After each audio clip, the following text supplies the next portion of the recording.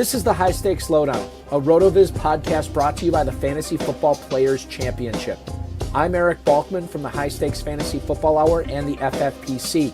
You can follow me on Twitter at Eric Balkman and the FFPC on Twitter at FFPC. Before we get into the show, I want to remind everyone that you can get a listeners-only 10% discount to RotoViz by using the code RVRadio2022.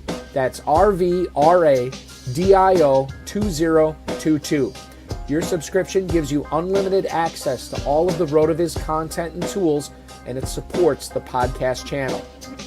Now, without further ado, here's the latest edition of the RotoViz High-Stakes Lowdown.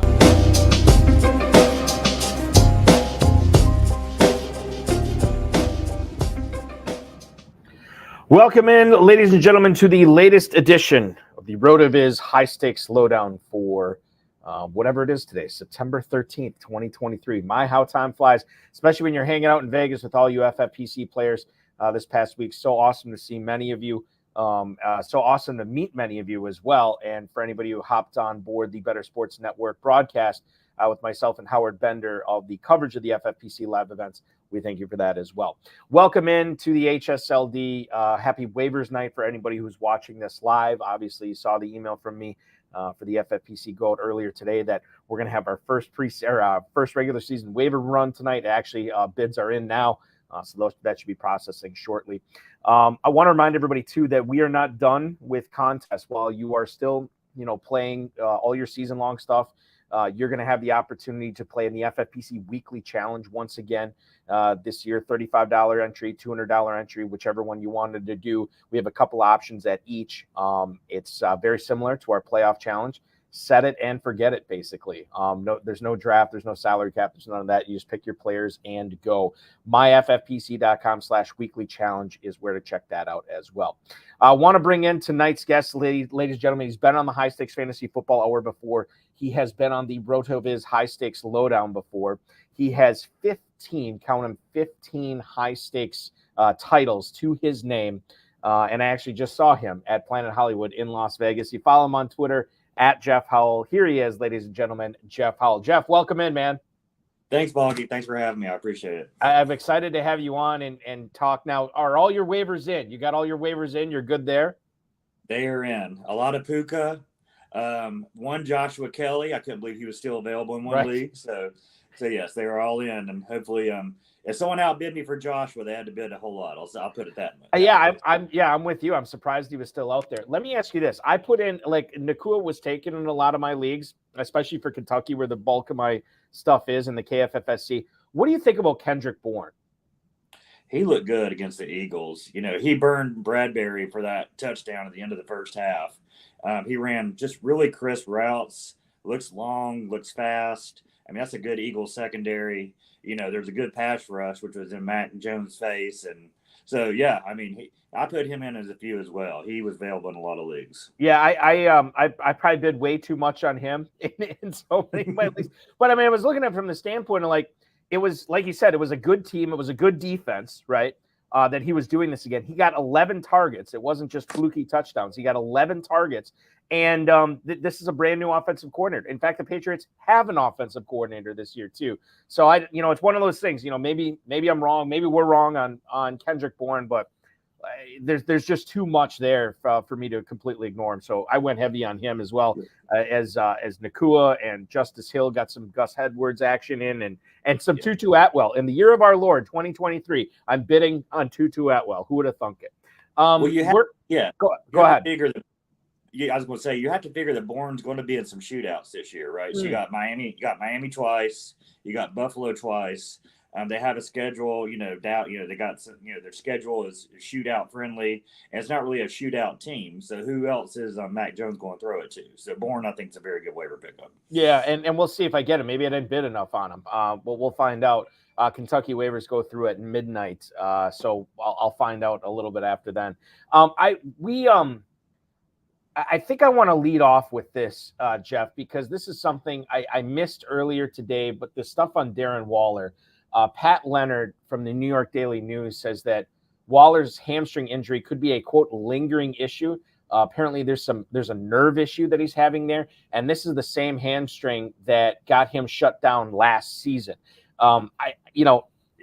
We're kind of caught at this point, right? Either you have him or you don't. And if he's active, you're going to play him. But my goodness, this is really interesting for fantasy purposes, because now if you did go tight end heavy, or maybe Waller, maybe you got a guy like Laporta or Musgrave or Kincaid, like one of these young cats, just as like, oh, maybe I'll flex him out. But now you got to start looking at like, oh my goodness, Waller's maybe the type of guy that is not an every week start like I thought he was going to be when I drafted him. That's right. I'm reading the report. He said that he could run, but he couldn't run far downfield. So that's not really what you want in a third round tight end. I didn't mind Waller so much at the beginning of the drafting season when he was going the 5th and 6th rounds, like in Best Ball and some of the early, FFPC, Pro Championships. But third round, he's way too expensive, way too risky.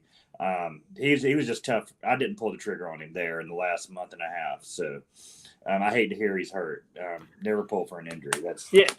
I think that's right. I mean, like, obviously, if you're drafting him early, there's no reason to be paying a premium for him later. So that makes perfect sense. But, going forward now, I think like I probably got him, and, thank goodness his price got higher, like right when I started drafting heavily, because I missed on him a lot. So we'll see what happens with Waller going forward. But yeah, that's the case where I'm glad I drafted a backup tight end, because quite frankly, I may need him going forward. The other thing too is I already benched him week 1, Jeff, because he had the Sunday night game, and we were unsure if he was going to go that game. And I think I played Higbee in front of him, which, ended up working out, because I think Waller only had like 3 catches or whatever for like 30 yards. But that's the other thing to keep in mind too. It's like, if the Giants aren't playing at 1 p.m. on Sunday and they're playing a late game or Sunday night or Monday night, like, you're going to have to really go into overdrive to think about whether you're going to start this guy or not. Speaking of injuries, right, let's get into the rookie tight ends look great. The high stakes mantra has always been don't draft a rookie tight end, right? You can't trust them. But Laporta looked great. Musgrave looked great. So that might break the trend this year. I think there's just so many of them. You'd almost think that just by sheer volume, one of these guys is going to pay off big time. We'll see. I liked what I saw from the rookies last week as well.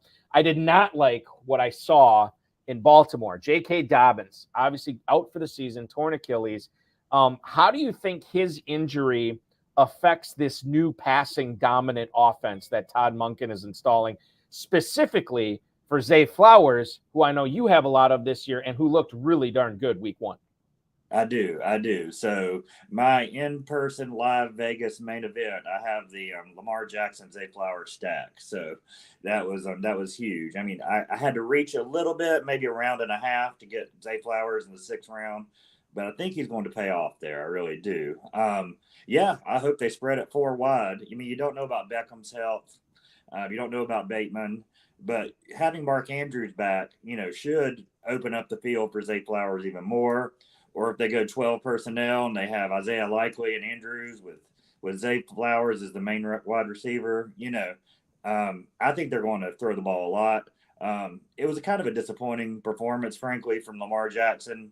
But if you look at the history playing the Houston Texans, your first thought when you see that matchup, you're very excited. But then when you start researching it, Houston is not very fantasy friendly. So it's not like you could have benched Lamar Jackson, but he did not have the game that I was hoping for. Yeah, that is interesting. And I didn't realize that. I should have researched it more, and maybe I would have put Jackson on my bench last week had I known. The other thing too, and I almost wonder if, like, when we talk about this Ravens passing game, we've seen Mark Andrews do it before. We've seen Lamar Jackson do it before. Obviously, the hype on Zay Flowers is pretty high right now, and he lived up to it week 1. I almost think that, like, Andrews and Flowers are the guys that you can feel good about playing with going forward. And it's actually veterans like Bateman and Beckham that need to show us something, right, in order to get into lineups. Otherwise, I'm trusting Andrews and Flowers. Right. Even for Beckham or Bateman to make your last flex spot, they're going to show us a lot more. That's true. Jahan Dotson this past weekend, I believe he out-targeted, out-caught, and out-yardaged, if that's a word, Terry McLaurin this past week. Now, Logan Thomas, I think, was the main target for Sam Howle. But if we talk strictly receivers here, did we just see Dotson become the number one receiver for Washington, or is it still McLaurin in your mind? Or quite frankly, doesn't it matter because both of these guys are top 35 starts every week? No, I think Dotson's the one you want to have, right? I think Dotson's your wide receiver too, and then McLaurin has been bumped down to a flex. We saw at the end of last year Dotson coming on strong. We saw it in the preseason. He's getting passes from my Tar Heel Sam Howle. So, and Sam didn't have that great of a game this past week, but I think he's going to be better, and I think Dotson's going to really explode. I could see him finishing top 20, top 15 receiver this year. Yeah, and I think that was something I heard from a lot of high stakes players that would agree with you on that think that the sky, not necessarily the sky's the limit, but certainly he has a high ceiling this year, more so than he did last year. As long as we're talking Sam Howle, I know you're coming from a biased standpoint here, but Sam Howle caught some steam at the end of drafting season where he was being drafted as a backup over the course of the last 3 weeks or so of the year. Is that what we're just looking at, that Howle finishes between top 15, top 20 quarterbacks, or is there more upside with him given that strong running game, given those two wide receivers, and a pretty talented offensive coordinator leading things this year? I think so. I think that Howle will finish in the top 15 this year. He might be your starter many weeks based on matchup. So, so I'm very excited about him. He's on a lot of my teams, on the bench, just waiting to take over if an injury happens or the right bye week or the right matchup. When we look at the surprises from week one, I think one of them that stood out to me was the Battle of Ohio between the Bengals and the Browns. Maybe we shouldn't have been surprised that the Bengals offense came out sluggish given all the time that Burrow missed. I guess for me, I just thought these guys are all professionals. They've been to a Super Bowl together. They're going to figure it out, and they're going to figure it out fast. Well, that didn't happen. You have T. Higgins on a bunch of teams this year. How long is it going to be for Burrow to shake off the rust before Chase and Higgins are fantasy relevant? Me personally, I have those guys on several teams as well. Jeff, I have to keep playing them even after what I saw week one. I have to keep trotting them out there, right? That's right. Hopefully week two. A lot of times we overreact to week one. And so I'm going to try not to do that when I'm setting my lineup for week two. You don't want to double down on a mistake, but, these guys, like you say, they played together. Burrow really hasn't played in a while other than throwing, late practice, late before week one. They have this whole week to get it right. Cleveland has their number anyway, even when they're all healthy and they're all, on point. Cleveland is still giving Cincinnati trouble. So it was in Cleveland. It was a rainy, the weather wasn't perfect, of course, in Cleveland. So a lot of excuses for Burrow and company, but I do think they'll rebound in week two. It's going to be interesting because they have the Ravens at home this week at 1:00. They're 3.5-point favorites. Total in that game is 46.5. And if you lose that game, now you're down to 0-2 on the season, both the divisional opponents, which is something you obviously don't want to do. So hopefully it's a big bounce back for the Bengals that game. And Lord knows all those Bengals people who drafted, Higgins, Chase, Burrow, Mixon, everybody, they need it for sure, myself included. Yeah. If you look at the lines this week, the over-under lines, there are a lot of low over-under lines this week, like a lot. We're talking about a lot of 30s, low 30s. So that 46.5, that's about as good as you're going to get this week. That's probably just a reaction from what we saw in week one, where it just seemed like the offenses were slow out of the gate in general. But you're right. That Browns-Steelers game, 38.5. New Orleans-Carolina, 39.5. Now, the Dolphins-Patriots is actually at 46.5. So that's one to look at right there as well. But 38.5, 38.5, 45 for Rams and Niners, 39. Ooh, Chiefs and Jaguars, 51. There's your fantasy bonanza game of the week. Raiders-Bills, 47 as well, 47 Seattle and Lions. But, yeah, then you're looking at 40, 40.5, 39. Oof. It's wild. I'll have to get my offensive football fix the day before when I'm watching college football and then put up with everything that's on Sunday. Yeah. Oh my goodness. The freaking Buffaloes this year. Unbelievable. Okay. Let's talk about, speaking of slow, methodical, plodding offenses, Buffalo Bills. I don't know what happened to them Monday night. I don't care to try to maybe just throw out the game entirely because it just didn't seem they had the same intensity and the same passion, the same, desperation that the Jets had that game. But I think we learned a little bit about the backfield. And for me, I don't know how you handled this. I had Damian Harris and Latavius Murray on a few teams, not many, but quite frankly, Jeff, like they're gone. Like those Harris and Murray were easy cuts for me after I saw all the action that James Cook had. It seemed like he was picking up steam again at the end of the drafting season, and well worth it because he was treated like a 3-down back this week. Right. No, I mean, Gabe Davis, a huge disappointment.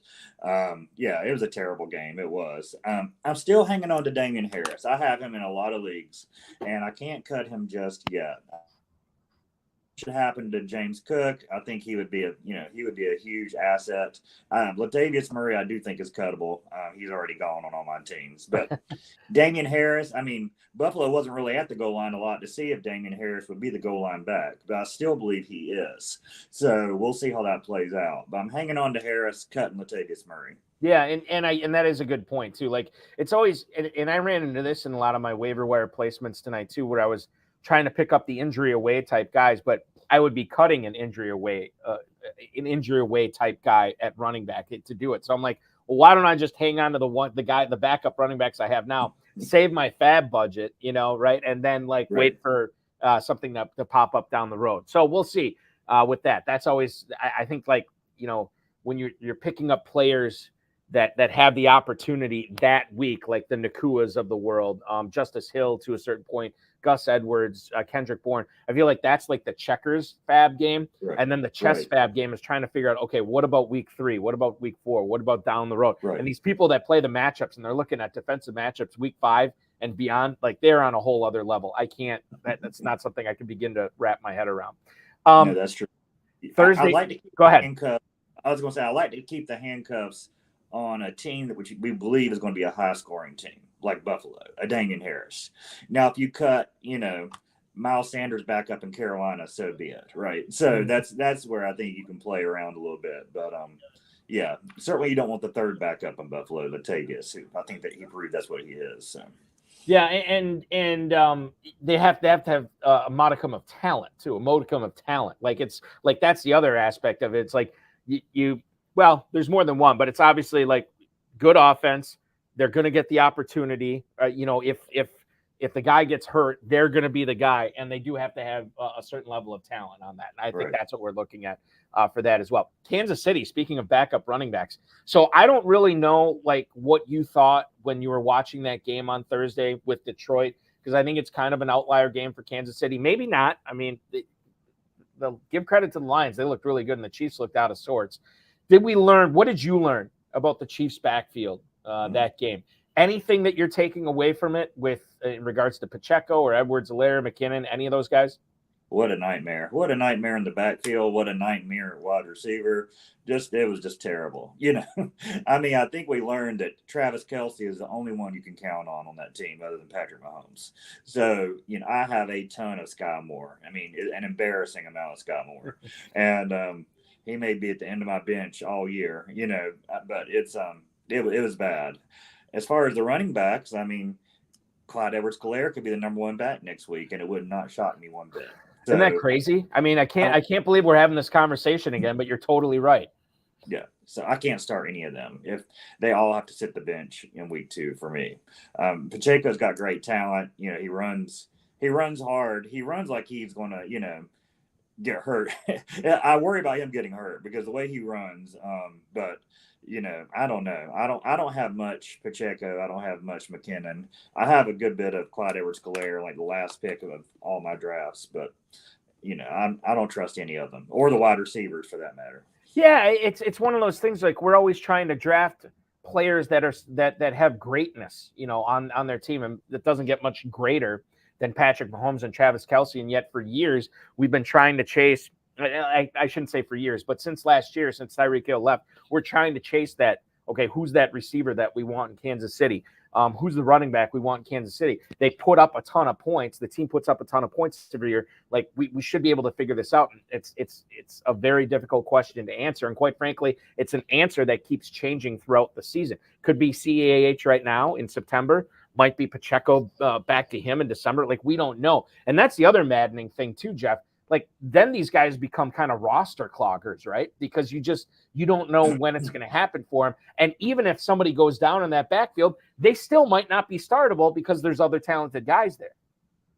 That's right. That's right. I mean, first half, I thought that MVS was the best receiver on the field, right? He made some amazing catches. And then second half, Mahomes didn't even look at him. He kept throwing it back to Kadarius Toney, who was the best Detroit Lions player on the field. So the whole game had no logic to it from a Kansas City perspective. I mean, you have to look at Kadarius Toney's his targets, right? I mean, Mahomes was looking at him a lot. So, I mean, he did terribly, obviously. But, you know, he's not necessarily startable week 2, but he's someone you don't want to cut because that's obviously someone they feel like has talent. He definitely gets open. But just once the ball hits his hands, it's an adventure. And I don't know, like maybe that's a one-off. Maybe he comes back this week. He gets 10 targets. He catches 7 of them for 100 yards and a touchdown because he's got that kind of talent, right? And then we're not talking about the drops at all. And I think that's why we trust the process, right? Like it doesn't matter what you and I think, like how good these players are. What matters is what the coach, the OC, and the quarterback think because they are the ones that are either designing the plays, calling the plays, or throwing the plays to them or throwing the ball to them in order for fantasy goodness. That's what we have to rely on. So it's one of those frustrating things, but it is fantasy football. It's sticking in that same division, Los Angeles Chargers. So Austin Eckler did not practice today. He had an ankle injury late in their game against the Dolphins. He did come back for the Chargers' final drive in that game.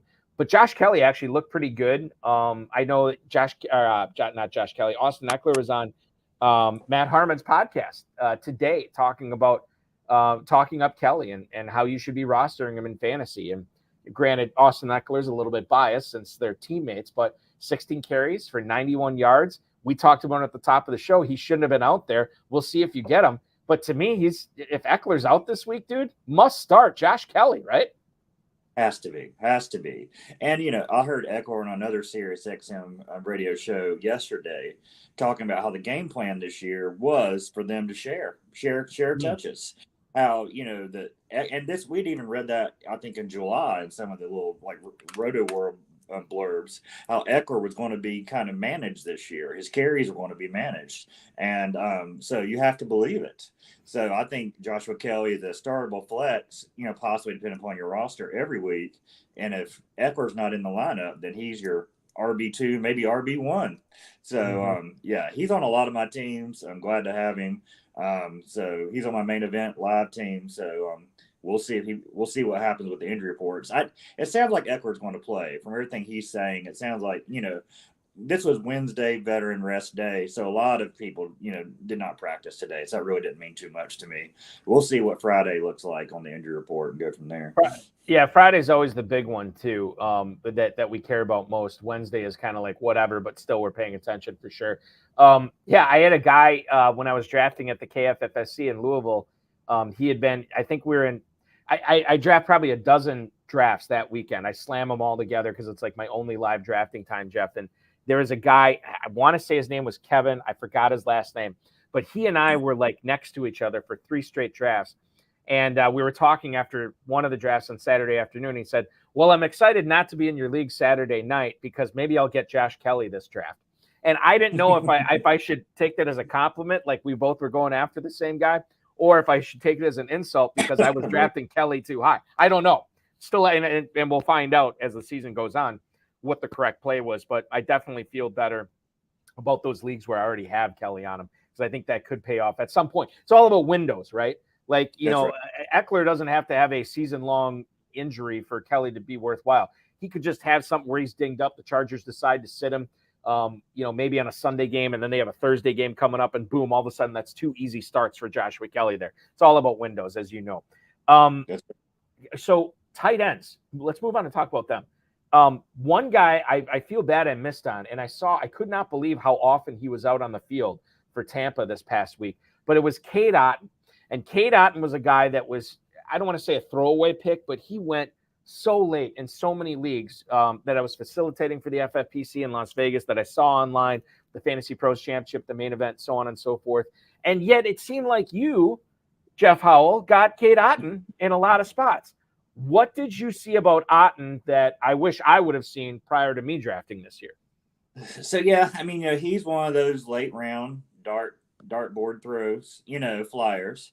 And so you look at that wild card game against the Cowboys last year, he looked great, right? So he's a rookie tight end, and so he finally comes alive the last game of the year for the Bucs with Tom Brady. But he was getting open, he looked athletic and all the things we thought he could be.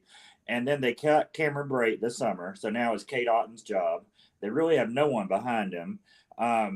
There's talk about Mike Evans getting traded. Is Tampa going to tank for Caleb? And so who else is Baker Mayfield going to throw it to? So I didn't start Cade Otton, this week, even though he was on the field on 97% of the snaps.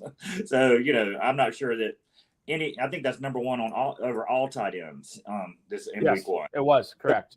So even over a Kyle Pitts or someone who you think would, be on the field for every play. So he may pay off, later in the year. We'll see, because Tampa might get behind a lot, frankly. I'm not very impressed with their offensive line, not very impressed with their running game. They may be down a lot, and he may get some cheap touchdowns or cheap yardage, cheap receptions in third and fourth quarter a lot of games this year. I think, that you look at the box score and you're like, 3 targets, he caught 2 of them for 19 yards. Who cares? Well, yeah, I mean, if you're just looking at the box score, but the fact that this dude was out there on almost every single play. Dave Canales, who is the offensive coordinator, previously described Otten as a Swiss Army knife. So clearly, whatever formation they're using, they're going to find the slot to put Cade Otton out there. Whether that is the slot, an inline tight end, split out, whatever it is, they're going to find a spot for him. Yeah, and I think you're right. I think it's, you don't start him or anything like that, but bye week fill-in, injury issues, I think you could do a lot worse than Cade Otton. Speaking of tight ends, Greg Dulcich is going to be down, and he's going to be down for the next few weeks. I know in the FFPC, again, with tight end premium scoring, people are always after the next best thing at tight end or the next big thing at tight end.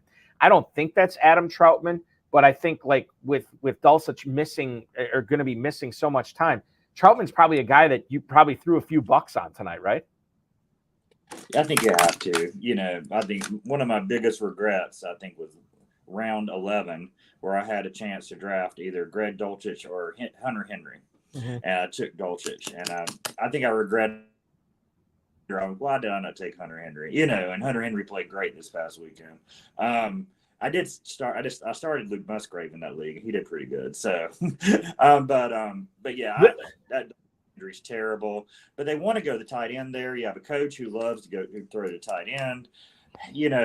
Adam Troutman's going to probably, be a serviceable tight end. And the tight end, other than Travis Kelce coming back, who else do we have, really? And Mark Andrews coming back. But those two have 0 points so far. So, obviously that's going to change. But unless you have one of the big two, we've seen Darren Waller in his injury. So, there's just not much out there at tight end. So, Adam Troutman might, if he can give you double-digit points, 5 catches for 51 yards or something like that, then you can let the rest of your lineup win the week. So, I think that's what's so fascinating about the waiver wire that goes off after week 1, prior to week 2. It's one of the busiest, it's one of the most important, and it's also one of the craziest, right? Because there's no bye weeks coming up in week 2. It's not like we're all freaking out for a 16 bye week, but we have all this cash, right? This is at the point where everybody's going to have the most money in their fab budget that they'll have all season. And we like you said earlier, you don't want to overreact, but at the same time, you want to be able to take advantage of players, grabbing them now, even if you won't need them in week 2 or week 3, but you will need them in bye weeks or injury issue. And that's the way you have to think about this. So I know some of my teams, and I'm not bragging because clearly I am in no position to brag, but there are a lot of teams I have where I'm like, I really don't feel comfortable cutting any of this depth right now. But that could change in a week. You know what I mean? Like with injuries and everything. And that's why, when you have the opportunity, Jeff, you got to make sure you're going out and getting your guys and maybe spending a little bit more than you should just to make sure that you have this depth when you do eventually need it. Yeah, Troutman's an under the radar pickup. Everyone's talking about Justice Hill and Puka, this week. So, I mean, Troutman, you should be able to get him for 5% of your budget, hopefully 8%. And I think it's a good pickup. Yeah, it won't break the bank, which is another great point too. With that, like Nakua and Hill might. Let's move. I didn't realize that we had. So a lot of AFC West questions on the rundown tonight. Devontae Adams is banged up. We have Jacoby Myers in concussion protocol right now. Myers, who by the way had a 9 catch for 81 yards, I want to say something like that game on Sunday. He actually was pretty good. Adams had the foot issue. Now this again, it's Wednesday. It could be a veteran rest day. Myers still in the concussion protocol, and I think Garoppolo was dealing with an injury as well. Michael Mayer, to my knowledge, did not get anything fantasy-wise in week 1. I don't know if he saw any target. I don't even know if he saw any targets. He may not have seen any targets. So this is interesting because normally we'd say rookie tight end had 0 impact in week 1. You're ready to move on from him. I don't know if this is a guy that you can think about cutting at this point because of the situation on the perimeter for Las Vegas and its tight end premium. You probably don't want to trot Mayer out there, Jeff, but man, if Adams and or Myers is dinged up, how long are you going to think about flexing him out? That's true. I don't think he's cuttable. I think you got to hang on to him. So he has a lot of talent. And, I think Garoppolo will lean on him later in the season. So I think he's not going to pay off. I mean, I think Devontae Adams is going to play. I don't, the concussion protocol, you never know about Jacoby Myers, who had a great game. But, they've got, you look at some games coming up for them. They have, of course, Buffalo, Pittsburgh, the Chargers, Green Bay, New England. So that's a tough stretch. They could be behind in a lot of those games. I think Mayer is someone who, if some other tight ends go down, or if you have Darren Waller and Michael Mayer, that's very possible. Or if you have, another Kyle Pitts and Michael Mayer, since I don't think you trust anyone in that Atlanta offense unless you're a running back. So I think Michael Mayer I would say just keep him on your bench for week 2. Let's see what happens, but he could be startable against the Chargers in week 3, depending upon what your tight end lineup looks like. Yeah, and correct me if I'm wrong. I do believe the bye weeks start week 4 again this year, right? I don't think we have any bye weeks. I know we don't have any bye weeks this week. I'm pretty sure we don't week 3. I think they start in week 4, right? Or week 5. Yep. Okay. Yeah. So there you go. Okay. The $1 million question here, as it were, a sleeper that not a lot of FFPC players are probably going to have in their lineups this week, Jeff, that you think should be in their lineups. And then second of all, a player that a lot of people are probably going to start that you think is actually in for a bad week too, and you would think twice before you click on his name to start. So if I told you that the Houston Texans threw the ball more than any other team in week 1, would you be surprised by that? Because I certainly was when I looked it up. And so Nico Collins is definitely my sleeper for week 2. He's going to probably be in my flex in almost every single lineup. So he may not even be a sleeper anymore. I don't know if he even qualifies as a sleeper. We'll accept it. I think he's a sleeper. I mean, the thing was, like, where were you drafting him? Was he drafted within like the top 40 receivers? Probably not. Top 50, maybe. Top 60, okay. Like that could still be I mean, we're talking about starting this guy when you don't have any injury issues and when you don't have any bye weeks to deal with. Yeah, I mean, that qualifies as a sleeper in my opinion. Yeah, absolutely. I mean, so there's a lot of people I would start Nico Collins over this week that I've drafted in the top 7 rounds. Absolutely. So, and then we've already talked about him, but Kadarius Toney. Kadarius Toney, he got the looks and he's been reading the press all week, a week and 2 days. He had an extra 2 days to read the press. Right. And so, he's healthy. He's talented. He could be the second flex spot, in a lot of leagues. And, I think Kansas City will probably rebound this week. And so you look at their upcoming schedule as well, Jacksonville, that should be a shootout. A couple of tough defenses, Chicago Jets, but then you have Minnesota, Denver, Chargers, Denver, Miami. So a lot of shootouts are on the horizon. So, and this week is one of them with Jacksonville. So I kind of like Kadarius Toney this week a little. So and the other great thing about Toney is if you're playing in the FFPC Main Event or the Fantasy Pros Championship, you're not necessarily competing with thousands of other teams right now, but it never helps to increase your differentiation. There's going to be a lot of people that are not going to start Tony this past week because they saw on national TV the first game in months for the NFL, and Tony just dropped everything in front of him. So I think you make a good point there. Sometimes it's important to zag when everybody else is zigging. Let's get to one question before we sign off tonight from the chat room. Chris Lude is in there. He wants to know if we would trade Tua Tagovailoa for Brandon Ayuk since he already has Justin Herbert on his team. Now, Chris, thank you for the question. Without knowing the parameters of your league, I would assume that if this is a start one quarterback league, you're not going to have an opportunity to play Tagovailoa a whole lot because you have Herbert. So absolutely, I would much rather have the Ayuk. And Jeff, I'll let you talk about Brandon Ayuk here in a little bit, but I think that you're trying to field the best possible roster you can. And if you can only play one of these quarterbacks, you're not fielding the best roster that you can if you can get Ayuk for Tua. So I for sure say Tagovailoa. What do you make of first of all, what do you say to the trade, Jeff? And what do you make of what we saw from Brandon Ayuk in week one? I mean, he's fantastic. I'd say my hardest decision, I've already talked about a couple of decisions I regretted, but my hardest decision in the main event was round 4. So I started out Tony Pollard, Derrick Henry, and then I went Keenan Allen. And from the ADP, from Fantasy Mojo, Darren Armani, thank you for all your hard work. Mm-hmm. I thought that Justin Herbert was going to be there for my Keenan Allen stack. But the guy right before him, he took Herbert. So, but surprisingly, Lamar Jackson had fallen, so I wasn't planning on taking Lamar Jackson. So I sat there, and the question was, do I take Ayuk or Lamar Jackson, right? So do I build my team with Ayuk, and then I would have targeted a Tua later? I like Tua a lot this year. Mm-hmm. And so, I took Lamar Jackson and decided to build the Zay Flowers stack in a couple of rounds later. But that was a tough decision because I really like Ayuk this year. Brainer trade, even though I love Tua, you gotta, he's not doing anything for you on the bench, or if you have to bench Herbert because you love Tua, Herbert's not doing anything for you on the bench. So you got to put points on the field. So I was going to ask you too at the top of the show. So what did you do out in Vegas as far as drafts go? Do you just have the one live main event, or what else did you do?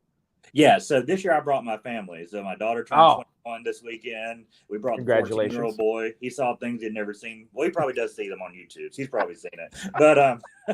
But we had a blast. We saw Gaga on Sunday. So, So I just did the one main event. We just had a good time. Yeah. That's awesome. Good for you. Now, I know you drafted a ton online. Yes. I know it's one weekend. You don't want to freak out over 1 week. How do you feel about the teams that you've drafted this season so far? Again, just seeing 1 week of real, pure NFL football.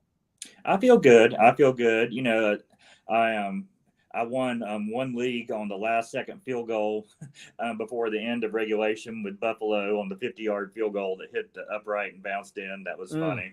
And then I lost one league because a guy had Stephon Diggs, on the last drive, and I think Josh Allen threw it to Stephon Diggs 3 or 4 times that last drive. So, you win some, you lose some. But I think overall my teams look good. I'm kind of like you. I had a lot of teams where I put in no waiver claims because I really didn't want to drop anybody. I felt good about my teams. Yeah, those are the leagues I always feel like I'm going to regret doing that, I could have had all these guys if I only would have cut. And I think that's important too. Let's just briefly touch on this topic before we sign off. I think one of the most difficult things, not one of the most difficult things, one of the things I was slow to learn is those final 2 or 3 roster spots on these 20 round 12 team leagues, Jeff. Those should be your churn spots, right? Those should be guys that are not roster cloggers. Those should be guys that either they're doing it or they're not doing it. And if they're not, then you pick up the hot free agent pickup the following week. And it's fine to have those 2 or 3 spots. You probably don't want more than that. You don't want less than that because then you kind of miss out every single week. And maybe there wasn't, there's probably some leagues where I wish I could have put in for, Kendrick Bourne or Justice Hill. But, we're talking about significant fab capital that you have to invest in those guys. And as it stands right now, maybe he was my 6th running back. Hill would have been. Maybe Kendrick Bourne would have been my 7th receiver, right? And so you kind of never know. But it's important to at least have those spots that you're able to churn week in and week out. Because if you don't have that, your team gets stagnant and you never increase the variance to make your team dominant. That's right. That's right. So, no, it makes a lot of sense. And you're going to need fab dollars in week 11, week 12, week 13, right? I mean, how many times have I spent all my fab money or have $1 or $2 and there's this third string running back who just gained 150 yards the week before, and he's, everyone's talking about them on, Fantasy Sirius Radio and all over the internet. So you got to pick up this guy and you got $2 in your fab budget, right? So I don't want to be there again. So, I did Puka, that one Joshua Kelly bid and a few Puka bids, but I was pretty conservative, I'd say, this first week. So I want to hang on to some of that money. Yeah, I think that's smart. There was actually in Kentucky, one of the preseason bids. So a lot of these drafts that I was bidding on free agent players were done on Super Bowl Sunday. So, I mean, there was a ton of really good players out there that, you weren't thinking about in February. One of those leagues, Sam Laporta, Luke Musgrave, and Dalton Kincaid were not drafted at all. And this is not tight end premium, obviously. So in one of those leagues, I'm like, well, there's no way I'll get all these guys, and I put in claims for them. And I was right. I didn't get all of them, but I paid a ton for both Laporta and Kincaid on a team I already had 2 tight ends, Jeff.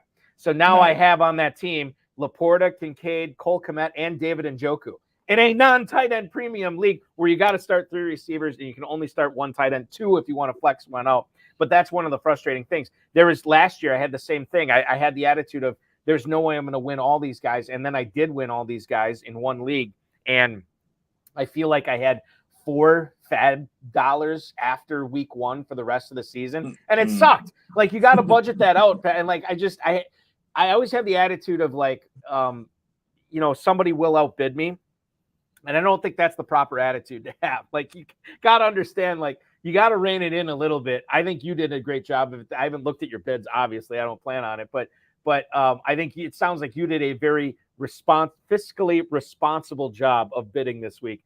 I don't know if I did, especially if I'm hitching my wagon to Kendrick Bourne too. You want fab dollars late in the year to play defense also. Mm-hmm. Yeah, that's a great point. It's like betting the do not pass line in craps. But if you're in the top 3 and 1 or 2, you're 3 or you're 1, and one of the other guys' quarterbacks go down, and the only quarterback left on the waiver wire is Sam Howell or Mac Jones, and you have more fab dollars than he does, it is what it is. You've got to play a little defense sometimes. Yes, you do. Absolutely, you do. You have played defense. You also play a pretty mean offense in putting together all these dominant teams you have over the years. 15-time high-stakes league winner, Jeff Howle, at Jeff Howle on Twitter, on X, at JEFFHOWLE. Jeff, thank you so much for joining me tonight. Good luck not only in week 2, but trying to take down that $1 million in the FFPC main event this year, as well as the $1 million in the Fantasy Pros Championship. Be good, and we'll talk with you again real soon. Great seeing you in Vegas, too. Thanks, Balky. You too. Absolutely. Jeff Howle, ladies and gentlemen, popping aboard the RotoViz High-Stakes Lowdown. As a reminder, programming note, we will be doing weekly RotoViz High-Stakes Lowdowns from here on out until the end of the the divisional playoff starts. So the divisional round of the NFL playoffs, that will be our last weekly RotoViz High-Stakes Lowdown. So you can expect these weekly. We did it Wednesday night because my flight from Vegas didn't get back till very late last night, so we couldn't do it at 10 o'clock last night. But going forward, 10 p.m. on Tuesdays right here on the FFPC YouTube, Twitter, and Facebook. That's where you can check out all these shows going forward.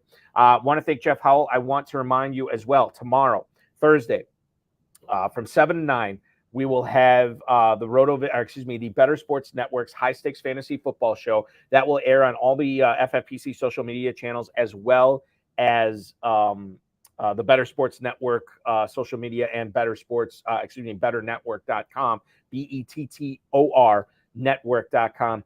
It will be myself and then Brian Drake from Fighting Chance Fantasy and Fantasy Points. He will be joining me for the full 2 hours. That's from 7 to 9 tomorrow night. Friday night, Farrell Elliott and I are back in the saddle for the High Stakes Fantasy Football Hour. Have a great guest lined up for you that night. That's at 10 o'clock Eastern as well. Thank you so much for watching, everybody. Good luck on all your bids going forward. And we'll see you again next week at 10 o'clock on this show. We will see you on the Better Sports Network and on this channel tomorrow evening at 7 o'clock. Myself and Brian Drake. Thanks for watching, everybody.